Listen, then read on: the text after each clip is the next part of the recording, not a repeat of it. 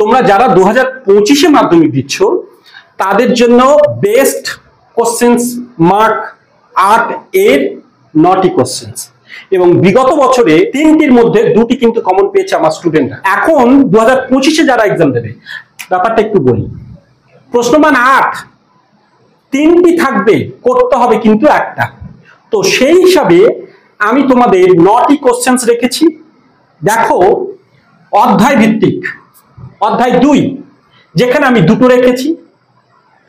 19 শতকে বাংলা সমাজ সংস্কার আন্দোলনে ব্রহ্ম সমাজের ভূমিকা, রামমোহন রায় কিভাবে সতীদাহ প্রথা বিরোধী আন্দোলনে সফল হয়েছিলেন। অধ্যায় 3, আচ্ছা 1 নম্বর থেকে কিন্তু 8 নম্বর থাকে না প্রশ্ন। অধ্যায় 3, ইস্ট ইন্ডিয়া কোম্পানি শাসনকালে বিভিন্ন উপজাতি বিদ্রোহের কারণ বিবরণ দাও। 4 নম্বর অধ্যায়, 19 শতকে ভারতীয়দের মধ্যে জাতীয় চেতনার উন্মেষের কারণ আর মহাবিদ্যের চরিত্র আলোচনা করো। এটা তোমাদের 4র্থ অধ্যায়। 5ম অধ্যায়, মানুষ প্রকৃতি শিক্ষার সমন্বয়ে রবীন্দ্রনাথ ঠাকুরের চিন্তা ভাবনা বিশ্লেষণ করো বা আলোচনা করো। ওর মধ্যে 2 নম্বর কোশ্চেন্স, বাংলার কারিগরি শিক্ষার বিকাশের ধারাগুলি বর্ণনা করো। 6, 1925 থেকে 1947-এ ভারতের কমিউনিস্ট পার্টির কার্যকলাপ বর্ণনা করো।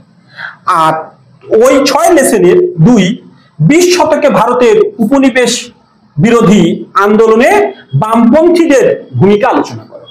এই হলো তোমাদের মোস্ট ইম্পর্টেন্ট 9টি কোশ্চেন্স। এর মধ্যেও আমি তোমাদের স্টার করে দেবো। দেখো, এই 5ম অধ্যায় 100% 2টো সব করবে। দেখো, এই 2টো মোস্ট ইম্পর্টেন্ট, এবং 4র্থ অধ্যায় এই 2টো, অর্থাৎ 1টা 2টো 3টে 4টে 100% তোমরা এগুলো মোস্ট ইম্পর্টেন্ট। ব্যাস, বাকিগুলো তোমরা প্র্যাকটিস করো। কিন্তু এই যে 2টো, অর্থাৎ এখান থেকে এই মোট 4টে, এগুলো কিন্তু তোমাদের 100% ইম্পর্টেন্ট। এইগুলো কিন্তু সব সময় একদম প্রত্যক্ষ করে রাখতে হবে, অর্থাৎ সব সময় তোমাদের এগুলো মনে রাখতে হবে।